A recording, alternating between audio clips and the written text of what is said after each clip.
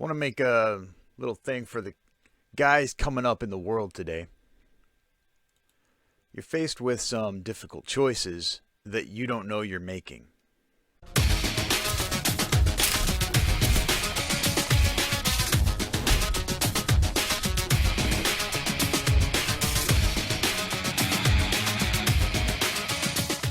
I'm not a baby, I'm a man.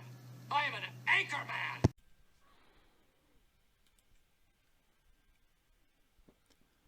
Hey, this is Colonel Marsh here. Once again, going to bring some controversial awareness to anybody who wants to listen. And what we're going to talk about today is what it's like to come of age and become a man in the Western culture, specifically the United States of America, today. What's expected of you and what you can expect. And this is a basic primer. Most of it you're going to have to get through experience. I'm just going to try to save you some time and effort and some heartache.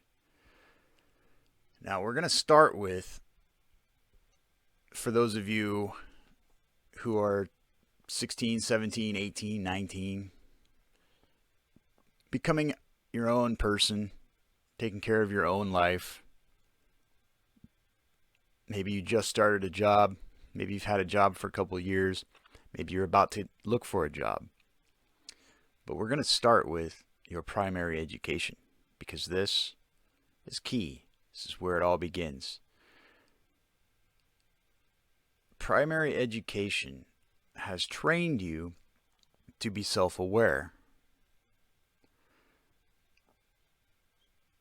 Now, there are a lot of problems with the format and the content and the context and what was put into your brain from a young age. Now, from primary school on, we all learned the basics: how to read, how to write, how to do math, how to get along with your peers, and how to obey your leaders. Those are good lessons. Everybody needs to know that. But they've been trying to throw in feel-good stuff to try to compensate for how people aren't feeling good when they become adults. Now, if you look at the numbers on depression, anxiety, etc. in the United States, you'll know what I'm talking about. So one thing they want to talk about is self-awareness. Self-awareness skills, according to this blog, and this is a pretty good statement, are key to helping students understand their place in the world. Okay? What are some examples of self-awareness? You can benefit from learning who you are and how your buttons are pushed by doing different things, or by different things. All right, that part extra. You can benefit from learning who you are. Should have been end of sentence. Furthermore, emotional self-awareness allows you to recognize situations when emotions like fear, frustration, and anger start to control you. Bingo. That's great. Now what you do with this is you get taught a whole bunch of stuff that takes away the empowerment that comes with that. They teach you that you're an insignificant collection of carbon material on an insignificant world that evolved from space dust. That's not good. You do matter. Your choices matter. What you think matters and how you act matters. That should be self-awareness teaching. So self-awareness should give you good emotional skills, meaning control over your own emotional expressions. And self-awareness helps us in social interactions to have more empathy. Yes, that's exactly what the Bible teaches. All right? And having these skills can help you with things like focusing your attention on subjects, on what's important, stay in control of your body and mind in different situations. That's what self-awareness can get you.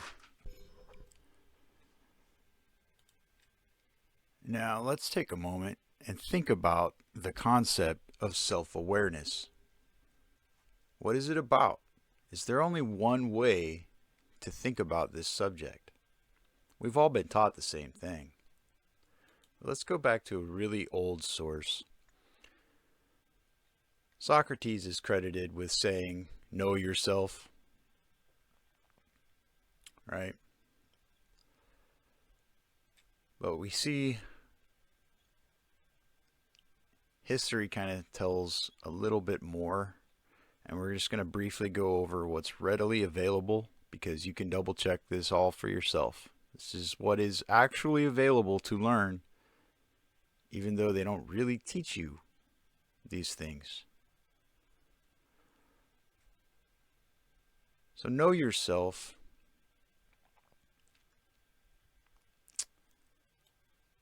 was inscribed at the Temple of Apollo. Now, you might be thinking, what does that have to do with anything? It's just all myth. All right, but that's also a thing that you were told to believe.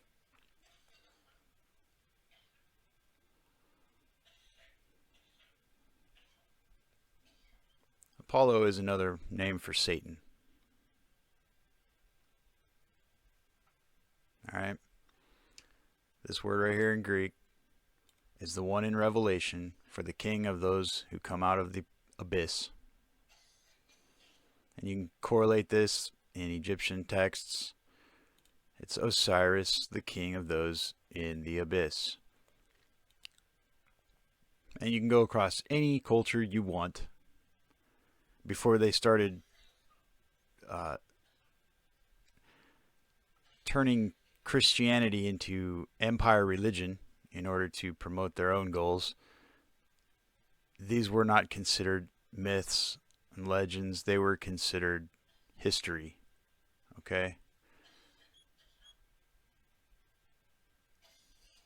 Abaddon in Hebrew, Apollyon in Greek, Apollo in modern English, Osiris in modern English. Check out Revelation chapter 9. Alright. They had as king over them the angel of the abyss, whose name in Hebrew is Abaddon, and in Greek is Apollyon. Same guy. Alright, it's his temple in Greece is the one that was recreated for the inaugural speech of Obama. It's also the temple that was recreated for all the speeches that Hitler gave. It's been kept in a lot of European countries. It's not a joke. The rulers of this world know what's going on. All right? So when I say know yourself was inscribed on the temple of Apollo at Delphi, according to Pausanias, right?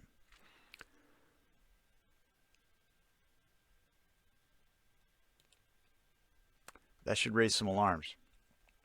Let's see what the Bible says about knowing yourself. My brothers and sisters, consider yourselves fortunate when all kinds of trials come your way. For you know that when your faith is tried, it will produce good works. Right?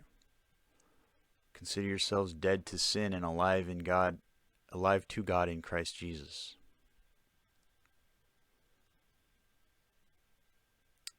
Do nothing out of selfish ambition or conceit, but in humility consider others as more important than yourselves.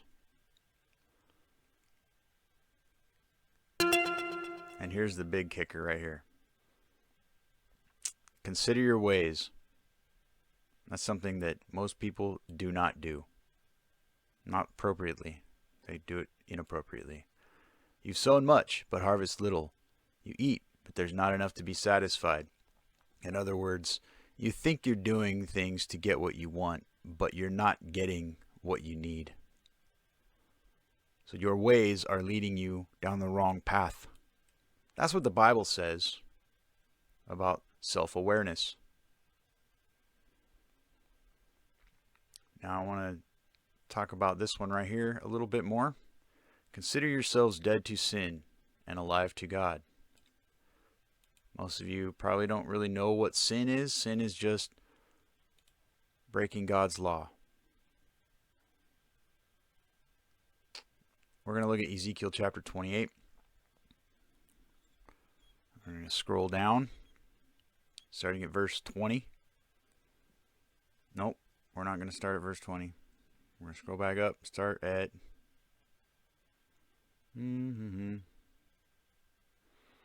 verse 11. Sing a funeral song for the ruler of Tyre. Tell him this is what the Almighty Yahweh says. You were perfect, full of wisdom, perfect in beauty. You were in Eden, God's garden. You were covered with every kind of precious stone. Don't get confused. It doesn't mean his body was covered. Covered is the same as tent, same as tabernacle, same as temple. His palace was covered in every kind of precious stone. I appointed you an angel. I appointed an angel to guard you. This translation is really interesting. We're just going to plow through it. You were on God's holy mountain. You walked among the fiery stones. Your behavior was perfect from the time you were created until evil was found in you. From the violence of your trade, you sinned.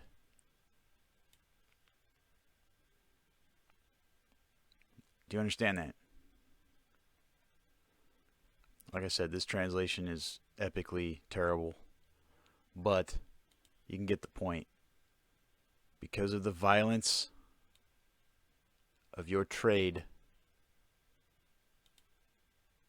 you sinned. So I threw you down from the mountain of God in disgrace. What happened after that? After he was thrown down, he became too proud, wasted his wisdom, right? Dishonored his own holy places.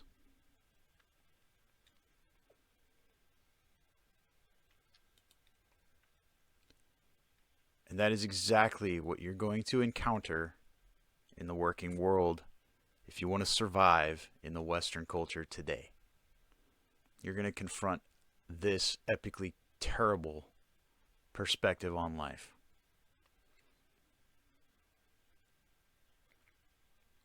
Violence through trade, pride, not good pride, bad pride, self-dishonoring activities,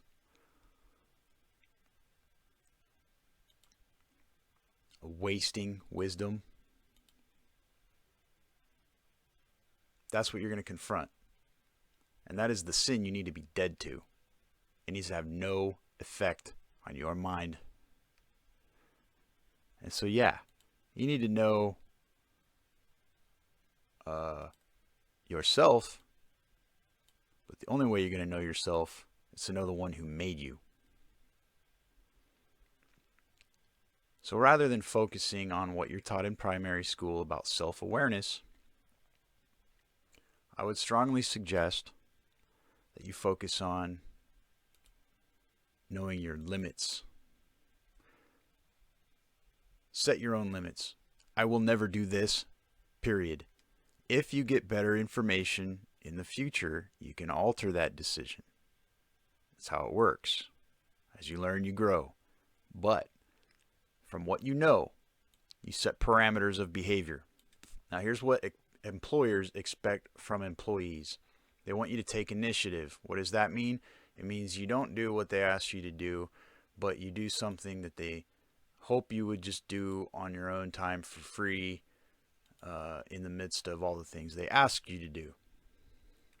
Okay? They want you to have a positive attitude. They don't want you at work focusing on the fact that you're a slave and you're in bondage. You're not there to be free. You're there to earn money. So have a positive attitude while you're there. That makes sense. Entrepreneurial spirit, I don't know why that's on this list. Most of the time that'll get you fired. That's from what I've experienced. Results oriented, that also can get you fired because that's often misunderstood. But yeah, You need to be results oriented. You're there to get something done for someone else, and it needs to meet their requirements, and you need to do it the way they said. All right? That's obvious. That's basics. Be a team player? Yeah, you have to be a team player. And on that note, all these SJWs trying to tell you that you can't say certain words, and that if a dude shows up in a dress, you have to call him a she or a they or whatever they want to make up, that's not team player. That's forcing you to adapt your vocabulary and your behavior to someone else's psychosis. Are we going to bring up the fact that you think they're psychotic at work? No, they can do whatever they want. In private, we know they're psychotic, but they're also not being team players. Right? Be dependable and responsible. That's just basic human living. Desire for continued learning. That's also basic human living. But the employer wants you to do that so they can get more out of you for the same pay. They can get more quality, and they can get it done faster, and they don't have to pay you more. So that's typically how employers view it. Let's see what these guys say. Employers want employees who demonstrate dependability. Employers want employees who are self-motivated. Employers want employees who provide a positive representation of the brand. Employers want employees who rise to the occasion. Employers want employees who are team players. Now, on the surface, these are all duh moments. Of course they want that. And of course that's what you as an employee should provide. But under the surface, you start to learn that it's just so they can make more money off you. I mean, it's really that simple. So, if you're not familiar, a lot of companies are mission-based. So they have tasks, they're task-oriented. And so they have a chain of events that happens to make something finished and sellable, right? And they follow something called, well, it depends on which brand they use. This is the one I trained with, right? Project management, right? I don't have this anymore because you have to pay for it. But this PMBOK guide, PMBOK, Project Management Body of Knowledge, right, is a great way to learn what companies want from you. And it's also a great way to learn about how to get through projects. But one thing you learn in it is that people are resources. And if that doesn't catch your fancy, I don't know if I can help you. What did we see in the Bible? Consider others as more valuable than yourselves. People are resources. You see the complete opposite there. Okay? Something to consider. When you get a job, you become a number. And you are a number that needs to produce the end result. That's simply how it is. You can't change it. There's no need to change it. If you want someone else's money, and you ask them to let you do stuff that they want done to get money, then you do what they want. Period. It's no different than being a slave. It's just voluntary slavery. So it's, you could say it's different. But here's the reality. We're all slaves. We just get to choose some of the details of our slavery. So find somewhere to work that even though they consider you a number and they want nothing from you other than production, right? Find somewhere that doesn't force you to be someone you're not. And use words that you don't agree with. And think thoughts that you think are wrong.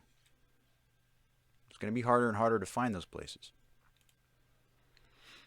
Top 14 companies for culture and values. Hiring now. So we're looking at company culture, right? Where you emphasis.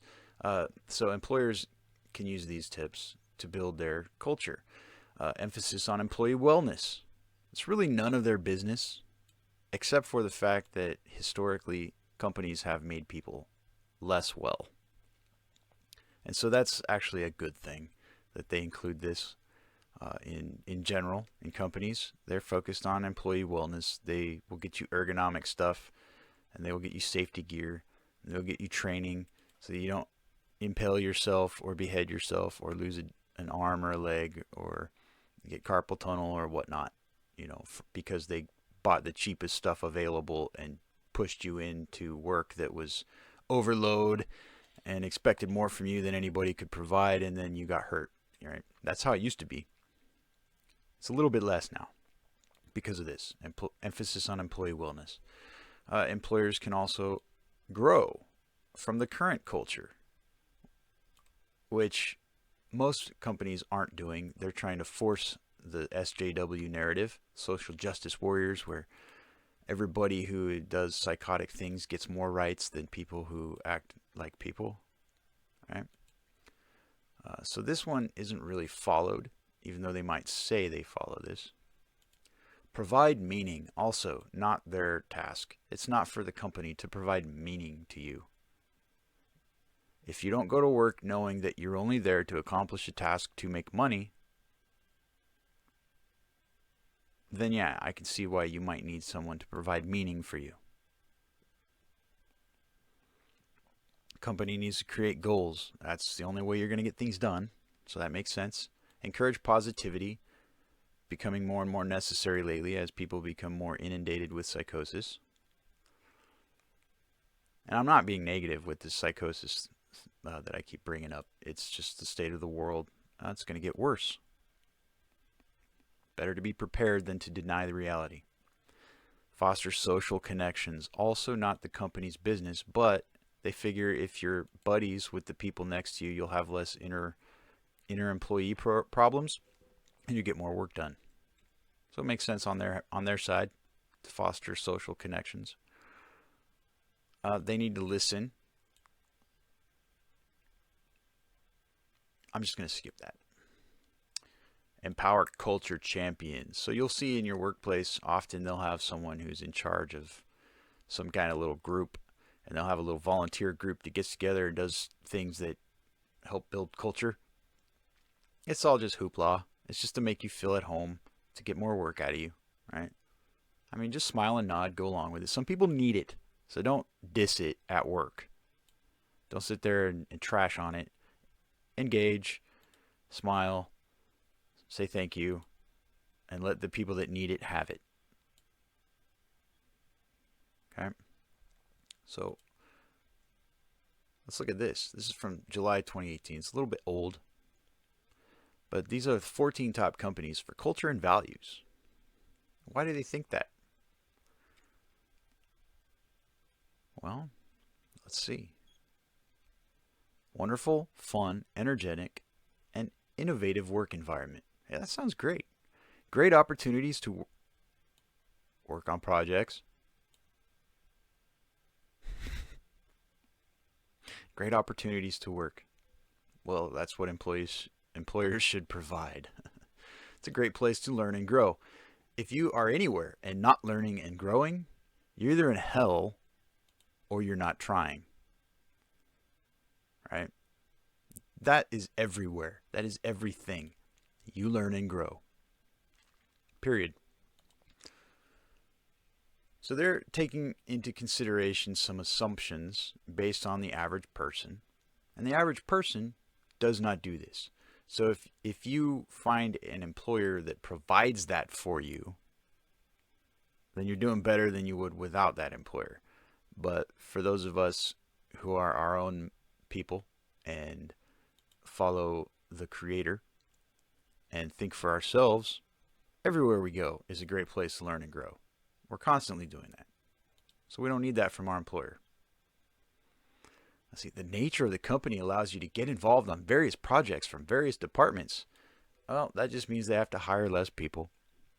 It also saves a lot of time. It also gives you more stress, unless they're managing it well. And those things take time to develop. So if you're there for a couple weeks or even a couple months and you don't feel like it's working well, you just haven't worked your way in yet, it's the most likely solution. Just keep keep chugging along. It'll start flowing smoother. You know, these are big project management things, and it takes time. The management team is approachable, flexible, and understanding. Yeah, that's great. But what you don't understand is the management team has limits as well. The management team has a handbook to follow, just like you do. And even though they might be approachable, flexible, and understanding, doesn't mean they're going to do what you want them to do. Their focus is to get you to do what the company wants. And they have a little bit of leeway on how to do that.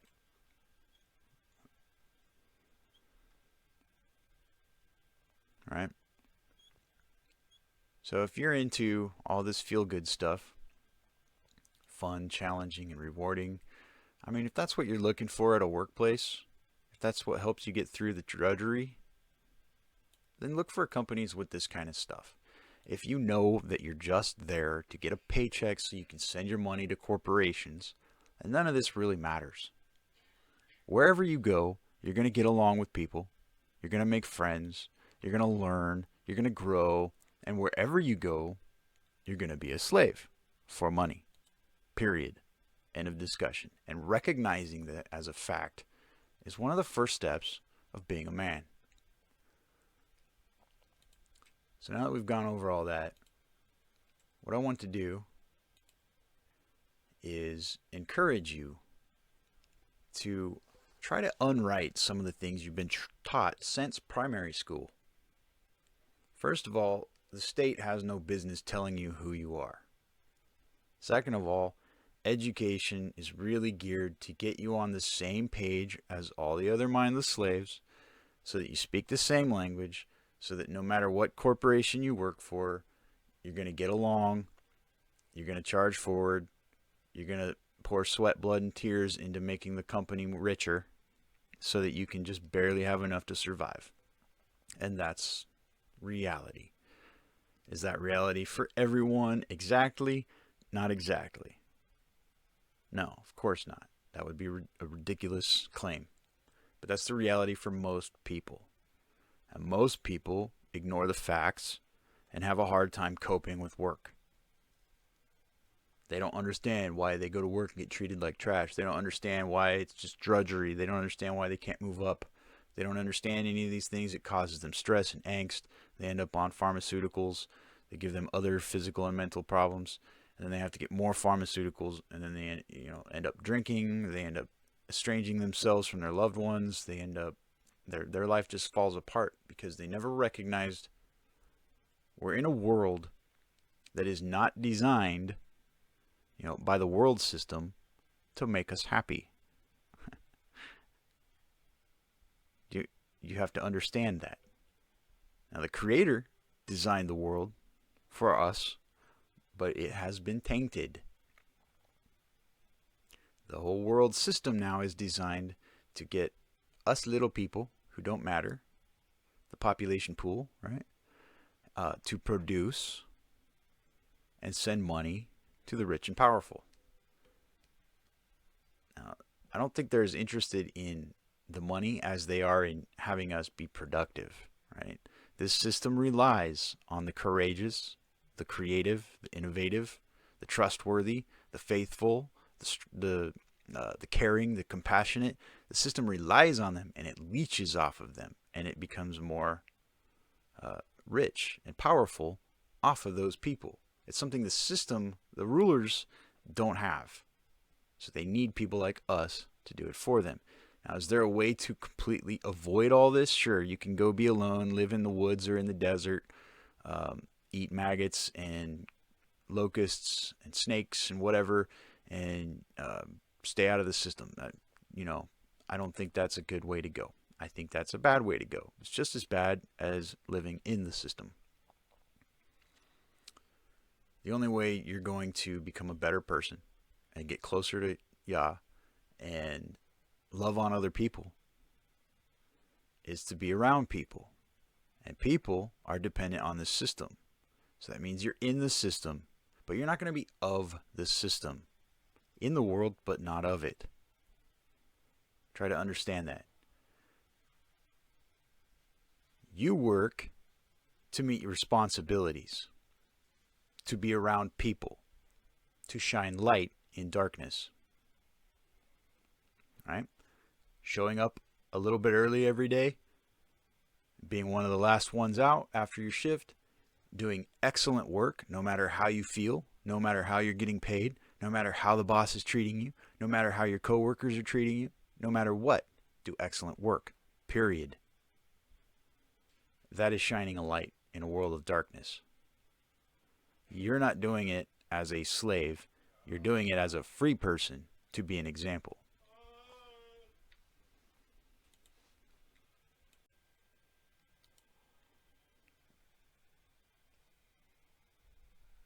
Now, you're going to hear a lot of stuff. You're going to see a lot of posters. You're going to get a lot of meetings where they're going to talk to you about the importance of enjoying what you do.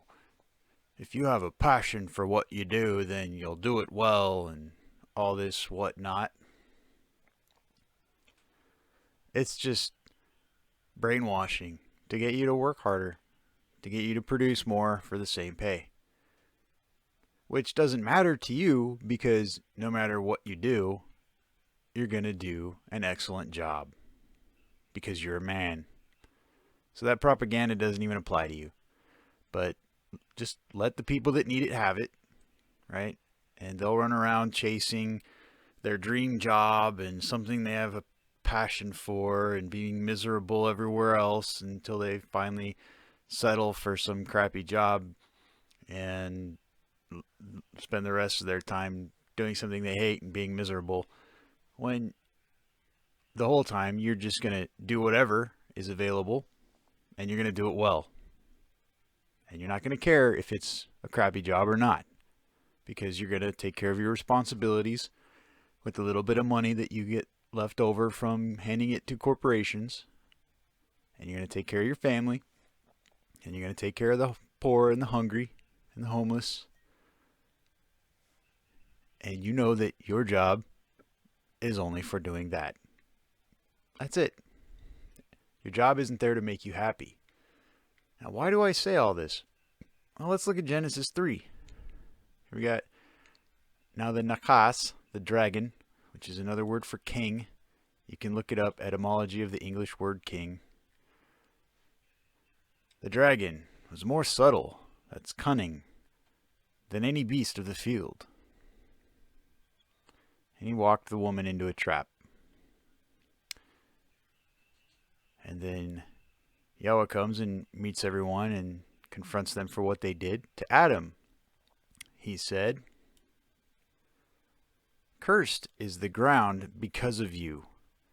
In sorrow you will eat of it all the days of your life. Thorns and thistles it will bring forth, and you will eat the herb of the field. Here's work. In the sweat of your face you will eat bread, till you return to the ground, for out of it you were taken. For dust you are, and to dust you shall return." This is the origin of work. This is why we toil for bread. Okay? You can't get around it. It just so happens that the God of this world, named by the Messiah himself as Satan, well, he's in charge of the systems of money. So if you want the money to buy the bread, you got to do it in the system. And that system has you as a slave. It's a simple concept.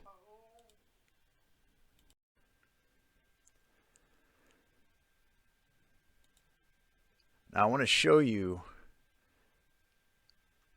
the first important choice you're going to make as a man on your own is probably going to come after high school or even during high school, and for some of you during middle school, depending on your life situation. But for the average person, it's going to be after high school. You get your little recognition from the state that you're able to repeat back what you were told, that they call either a diploma or whatever other nomenclature they've given it in your state. And then they're going to kick you to the curb and throw you to the wolves and tell you that you need to use your education in the public setting to get employment so that you can make money, so that you can send 90% of your income to corporations. So that's reality. And I want to show you, I'm going to show you how to apply in your mind. Okay, obviously you're not going to do this if you want a job, but this is what needs to be in your mind.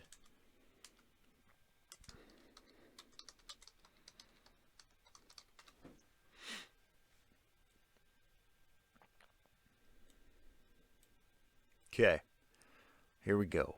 Let's check out rocklandusd.org. All right, what you're going to do, since you have no useful work history, you're going to be a laborer. And you're going to use whatever term they decide that laborer is, whether that's clerk or shelf stocker or cart pusher, or whatever term that employer uses. But you are a laborer, someone who does all the labor. Labor means work. You're doing all the work, so the people who do the paper can make the money. All right. Oop, no. Slave master. Right? That's what it is. Your employer is going to be your slave master. They're going to determine your schedule, when you sleep, when you eat, what you can and can't say, how you dress, how you decorate your body.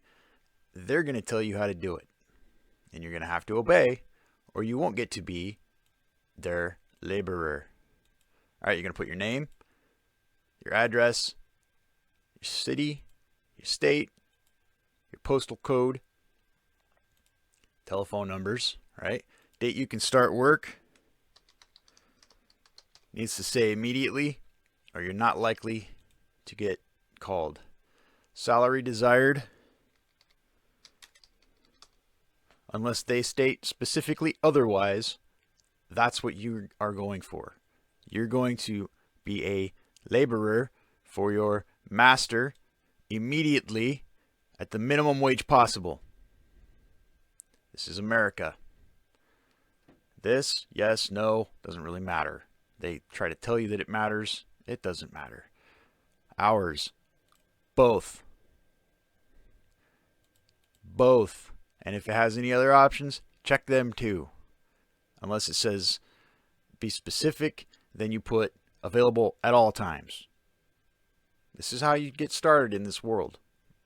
You have to be the perfect, exemplary slave for years before you can move up the ladder and start crushing other people and pushing them back down to the minimum wage pool so that you can get out of this status and become a laborer taskmaster. And then you can put a slightly higher wage right here, right? But for now, this is what you're going to do. Unless you're unable, you're going to check all of these, or you're probably not going to get called. Special skill.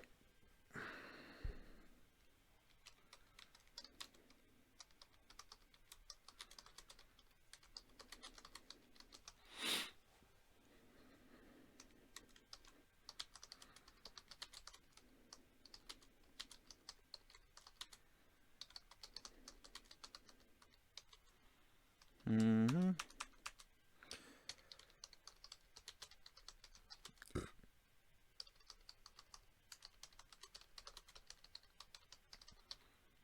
God, the freaking typos. All right, here's how you become a man. Will not conform or be cowed for money.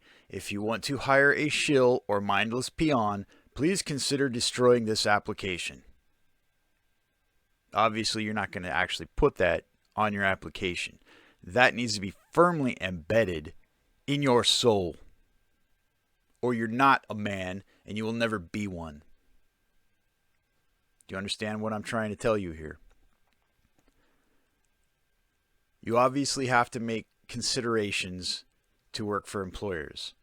They want you to appear a certain way. They want you to appear at certain times. They want you to sound a certain way. They want you to eat at certain times. They're going to tell you how to look while you're at their business. They're going to tell you when to do it and how to do it. And you're going to have to do it if you want the paycheck. It's their business. You're asking them for money. They're telling you how to get it. Now here's the thing. If they ask you to do something that is unethical or that compromises your honor, you say goodbye. Right? Will not conform or be cowed for money. If you want to hire a shill or mindless peon, please consider destroying this application. The problem is 90% of anyone on this planet who is actually economically successful because of their work history conformed and were easily cowed for money, power, or position. They are shills. They are mindless peons on survival mode because they think the end goal of effort is money and what you can get with it. That is not manhood. That is not honorable.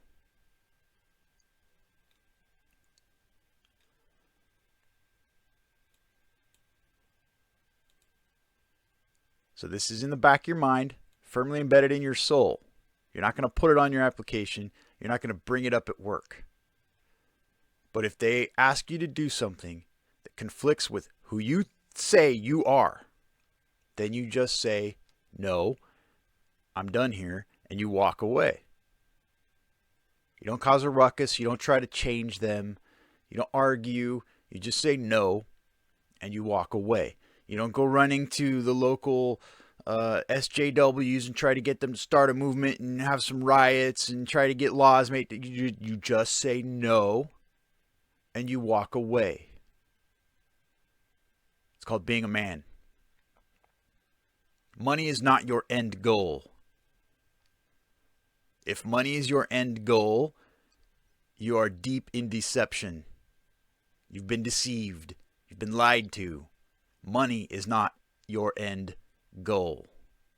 Having nice things is not your end goal. All right? Now, in this world and in the days to come, this right here, this standard of living, is probably going to get people that do this, people with a firm grip of who they are, their own personal honor requirements, ethics.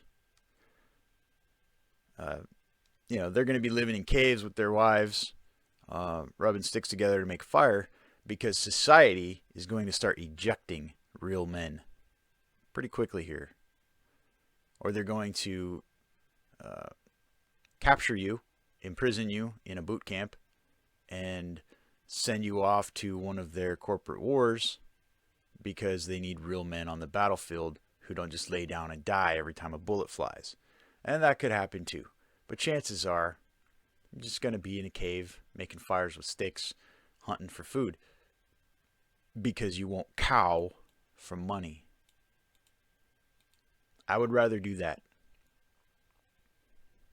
I have done that.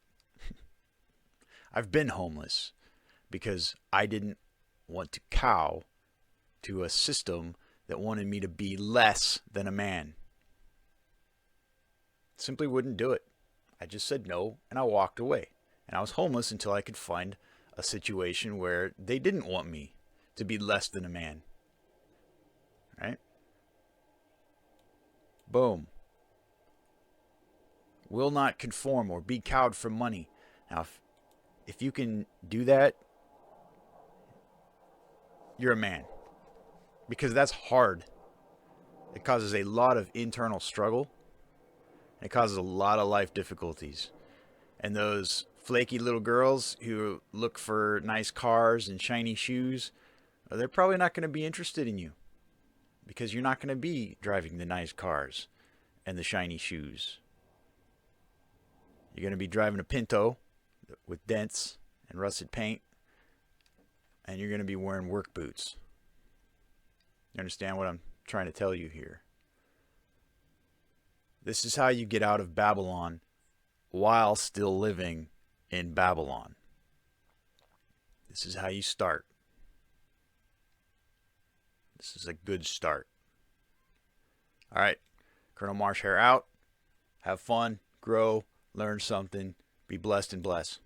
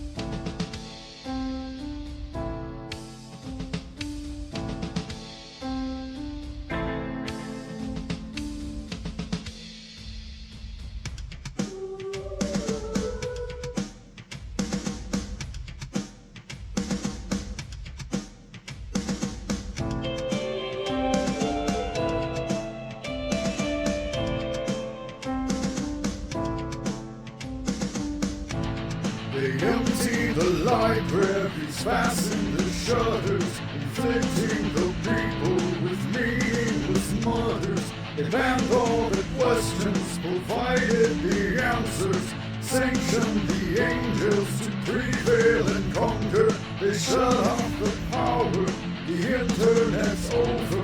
They poisoned the farmland and poisoned the water. They fashioned their own sun, hiding the heavens. They twisted the seasons, corrupting the sequence to blind all the lawful, hide the Passover, mock the Creator to make darkness master.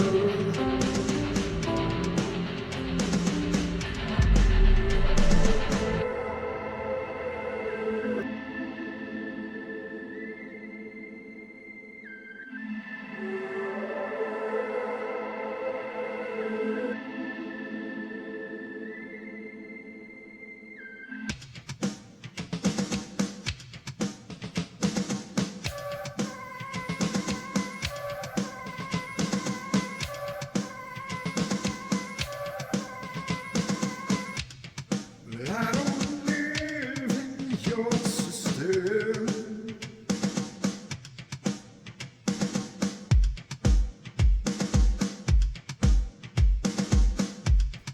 I don't live in your system.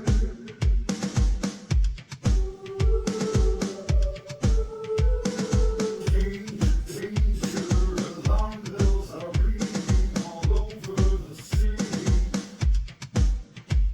They want to destroy me.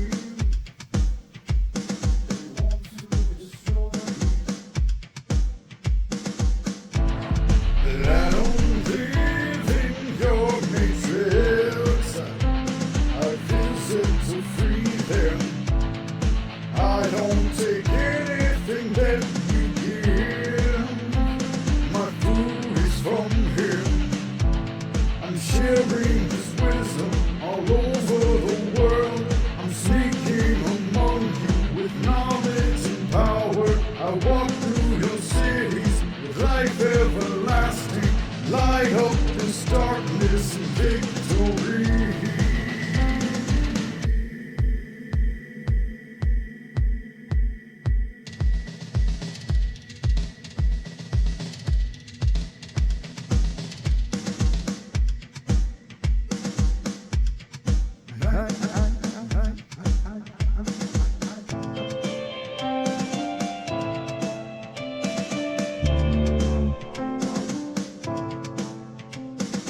Double your negatives, bring the positive. Multiply your division, bring exponent growth. You bring them to slaughter. I baptize with fire. You lead them to nothing. I give everything. You thought you could hide it within your corruption. You thought you would profit by building the system, but you never thought that the king of creation would send his own prophet back into the matrix. My existence is death to your plans. Every moment declaring your end. Bring your forces, we'll meet in the center. I come with holy fire, living water.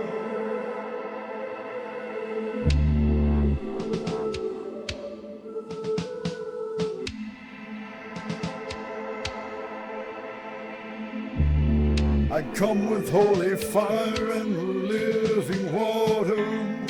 I live in your matrix.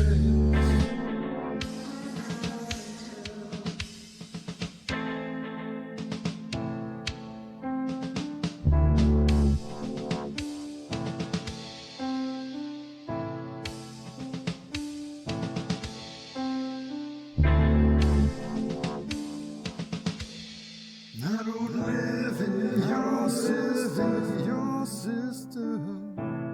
I visit to breathe. I don't take anything that you give. My food is from him. My food is from